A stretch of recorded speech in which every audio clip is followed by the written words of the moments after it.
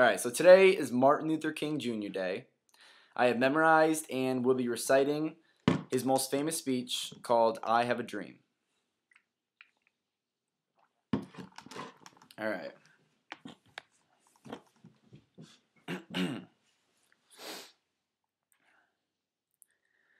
I am happy to join with you today in what will go down in history as the greatest demonstration for freedom in the history of our nation. 50 years ago, a great American in whose symbolic shadow we stand today signed the Emancipation Proclamation. This momentous decree came as a great beacon light of hope to millions of Negro slaves who had been seared in the flames of withering injustice. It came as a joyous daybreak to end the long night of their captivity. But 100 years later, the Negro still is not free.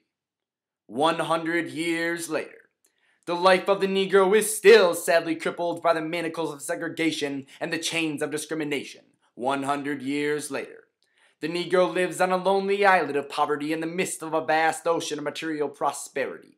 100 years later, the Negro is still languished in the corners of American society and finds himself in exile in his own land. And so we've come here today to dramatize a shameful condition. In a sense, we've come to our nation's capital to cash a check. When the architects of our republic wrote the magnificent words of the Constitution and the Declaration of Independence, they were signing a promissory note to which every American was to fall heir. This note was a promise that all men, yes, black men as well as white men, would be guaranteed the unalienable rights of life, liberty, and the pursuit of happiness. It is obvious today that America has defaulted on this promissory note insofar as her citizens of color are concerned. Instead of honoring this sacred obligation, America has given the Negro people a bad check, a check which has come back marked insufficient funds. But we refuse to believe that the Bank of Justice is bankrupt. We refuse to believe that there are insufficient funds in the great vaults of opportunity of this nation. And so we've come to cash this check, a check that will give us upon demand the riches of freedom and the security of justice. We have also come to this hallowed spot to remind America of the fierce urgency of now. This is no time to engage in the luxury of cooling off or to take the tranquilizing drug of gradualism. Now is the time to make real the promises of democracy. Now is the time to rise from the dark and desolate valley of segregation to the sunlit path of racial injustice. Now is the time to lift our nation from the quicksands of racial injustice to the solid rock of brotherhood. Now is the time to make justice a reality for all of God's children. It would be fatal for the nation to overlook the urgency of the moment. This sweltering summer of the Negro's legitimate discontent will not pass until there is an invigorating autumn of freedom and equality. 1963 is not an end but a beginning. And those who hope that the Negro needed to blow off steam and will now be content will have a rude awakening if the nation returns to business as usual. And there will be neither rest nor tranquility in America until the Negro is granted his citizenship rights. The whirlwinds of revolt will continue to shake the foundations of our nation until the bright day of justice emerges. But there is something that I must say to my people, who stand on the warm threshold which leads into the palace of justice. In the process of gaining our rightful place, we must not be guilty of wrongful deeds. Let us not seek to satisfy our thirst for freedom by drinking from the cup of bitterness and hatred. We must forever conduct our struggle on the high plains of dignity and discipline. We must not allow our creative protests to degenerate into physical violence. Again and again, we must rise to the majestic heights of meeting physical force with soul force. The marvelous new militancy which has engulfed the Negro community must not lead us to a distrust of all white people. For many of our white brothers, as evidenced by their presence here today, have come to realize that their destiny is tied up with our destiny, and they have come to realize that their freedom is inextricably bound to our freedom. We cannot walk alone. And as we walk, we must make the pledge that we shall always march ahead. We cannot turn back.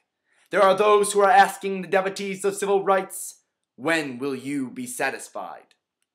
We can never be satisfied as long as the Negro is the victim of the unspeakable horrors of police brutality. We can never be satisfied as long as our bodies, heavy with the fatigue of travel, cannot gain lodging in the motels of the highways and the hotels of the cities. We cannot be satisfied as long as the Negro's basic mobility is from a smaller ghetto to a larger one. We can never be satisfied as long as our children are stripped of their selfhood and robbed of their dignity by signs stating for whites only. We cannot be satisfied as long as the Negro in Mississippi cannot vote, and the Negro in New York believes he has nothing for which to vote. No, we are not satisfied, and we will not be satisfied until justice rolls down like waters and righteousness like a mighty stream.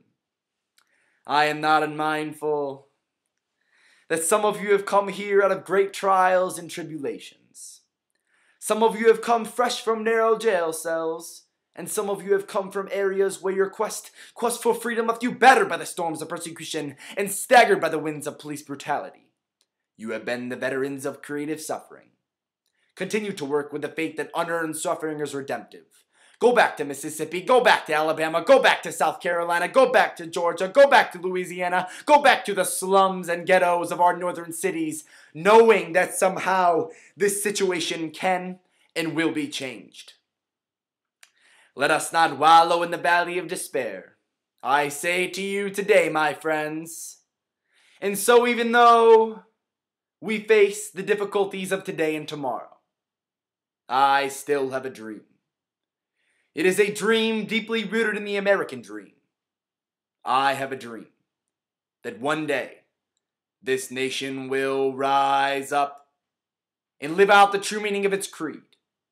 We hold these truths to be self-evident, that all men are created equal. I have a dream that one day on the red hills of Georgia, the sons of former slaves and the sons of former slave owners will be able to sit down together at the table of brotherhood. I have a dream that one day, even the state of Mississippi, a state sweltering with the heat of injustice, sweltering with the heat of oppression, will be transformed into an oasis of freedom and justice. I have a dream that my 4 little children will one day live in a nation where they will not be judged by the color of their skin, but by the content of their character. I have a dream today.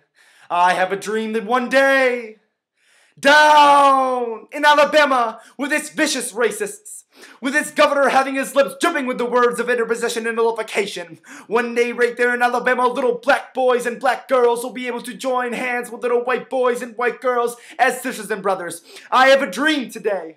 I have a dream that one day every valley shall be exalted, and every hill and mountain shall be made low. The rough places will be made plain, and the crooked places will be made straight, and the glory of the Lord shall be revealed, and all flesh shall see it together. This is our hope, and this is the faith that I go back to the South with. With this faith, we will be able to hew out of the mountain of despair a stone of hope. With this faith, we will be able to transform the jangling discords of our nation into a beautiful symphony of brotherhood. With this faith, we will be able to work together, to pray together, to struggle together, to go to jail together, to stand up for freedom together, knowing that we will be free one day. And this will be the day when all of God's children will be able to sing with new meaning, my country, tears of thee. Sweet land of liberty of thee I sing. Land where my fathers died, land of the pilgrim's pride. From every mountainside let freedom ring. And if America's to be a great nation, this must become true. And so, let freedom ring. From the prodigious hilltops of New Hampshire, let freedom ring. From the mighty mountains of New York, let freedom ring. From the heightening Alleghenies of Pennsylvania, let freedom ring. From the snow-capped Rockies of Colorado, let freedom ring. From the curvaceous slopes of California.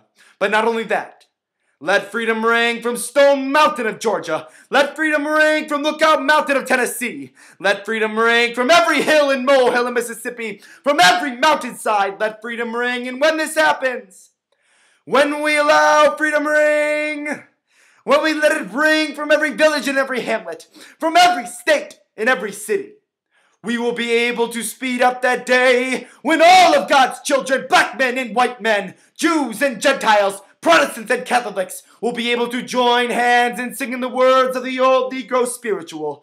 Free at last, free at last. Thank God Almighty, we are free at last.